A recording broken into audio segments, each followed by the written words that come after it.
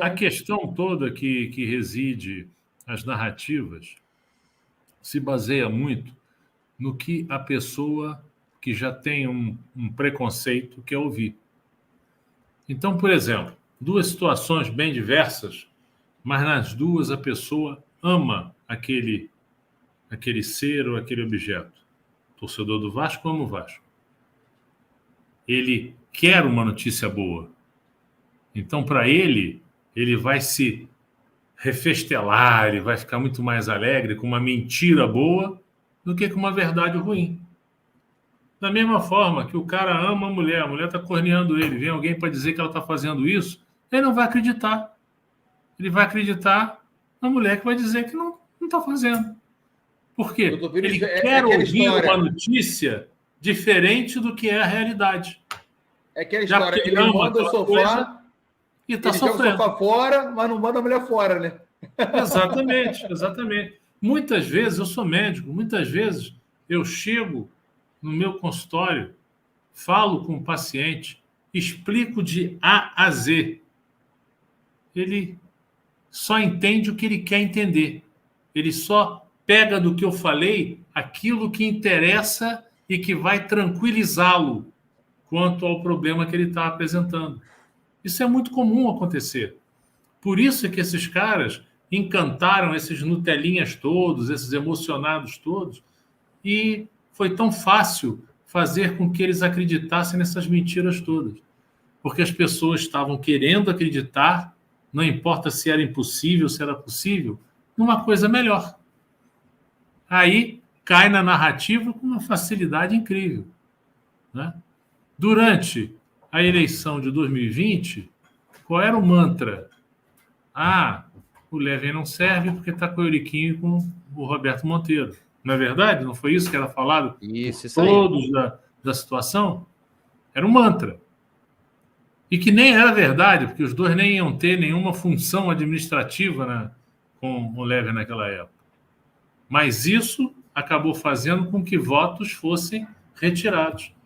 Vocês acreditam que a campanha que o Levin fez, foi uma campanha muito boa, era para ter apenas 1.100 votos? 1.100 e poucos votos? Era uma campanha para 2.000 votos, para 1.500 votos, 1.400 votos. Nunca para 1.100. No entanto, esse mantra que foi jogado fez com que baixasse o número de votos possível, né? A gente ouve muito se falar em união de oposições, etc., mas o pessoal não está parando para fazer conta. Isso é matemática. Se você tomar por base os votos que foram dados na eleição do dia 7, lá de novembro de 2020, e juntar a oposição inteira e juntar amarelos e roxos ganham por 1.800 a 1.400. E ninguém pensa nisso. E aí fica se repetindo mantras. Não, tem que ser candidato único, tem que ser isso, tem que ser aquilo. Porque é uma narrativa boa que o pessoal quer pegar para fazer com que dê certo. Não é a realidade em si. Não está sendo pautada em cima de dados de matemática, de estatística. Está sendo pautada em cima da vontade das pessoas realmente ter uma grande união, né, que é o sonho, é o ideário, para conseguir derrotar esses caras que estão roubando o Vasco da gente. Então, o que eu estou falando é basicamente em como se criam narrativas, como se levam pessoas a acreditar em coisas que não são exatamente a verdade. Pode ter até um meio de verdade.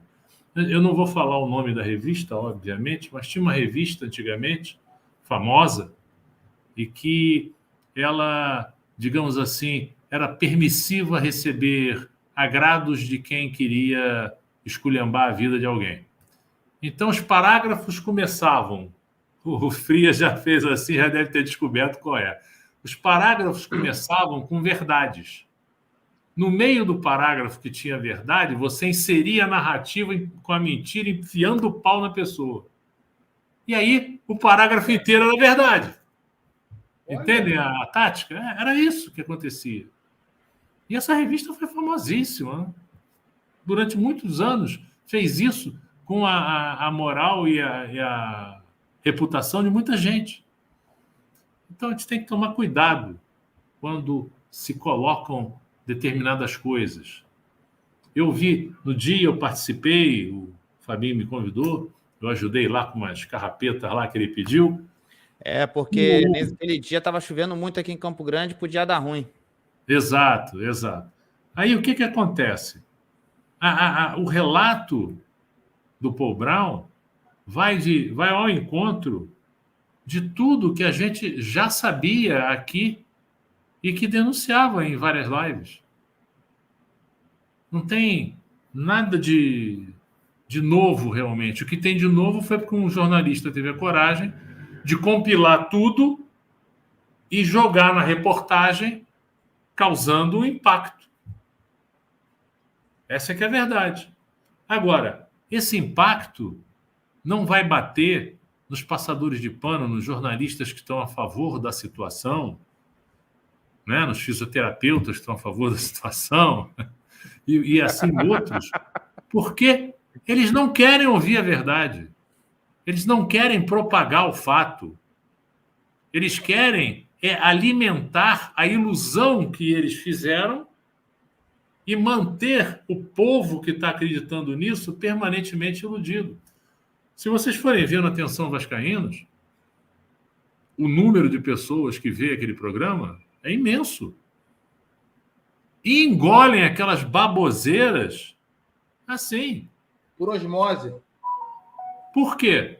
A imprensa não é digna de ter a confiança do vascaíno, porque sempre foi contra o Vasco. Então, uma imprensa que se diz vascaína, a gente vai acreditar. É verdade. Quando, na verdade, eles estão vendendo ali informações que eles pegam. Eles não querem trabalhar atrás de notícia, como eram os repórteres de antigamente. Eles querem puxar o saco da diretoria, fica sentadinho, atende o telefone. A notícia é essa? Legal, pô, obrigado, hein? E aí vai e passa a notícia. Eles perderam o instinto investigativo do jornalista raiz. E quando o jornalista, desculpem, por uma série de razões, seja ela monetária, seja ela política, seja ela qual for, perde o instinto de ser curioso, de ver se aquela notícia é verdade, de checar a notícia, ele acabou, ele não é mais jornalista. Ele é apenas um public release. Ele passa informações que lhe são dadas, mais nada. E que ou agradam ou não. E que podem manter o canal com uma audiência absurda e fazer a monetização do canal. Então, a gente tem que ficar sempre muito atento com isso. Uma coisa que sempre um professor meu falou é: tome cuidado com aquela pessoa que fala algo e que você concorda 100%. Ela pode estar querendo te agradar, ela pode não estar convencida do que você está. Então, veja se realmente ele pensa isso, se ele toma essas atitudes, se eticamente, moralmente está alinhado realmente.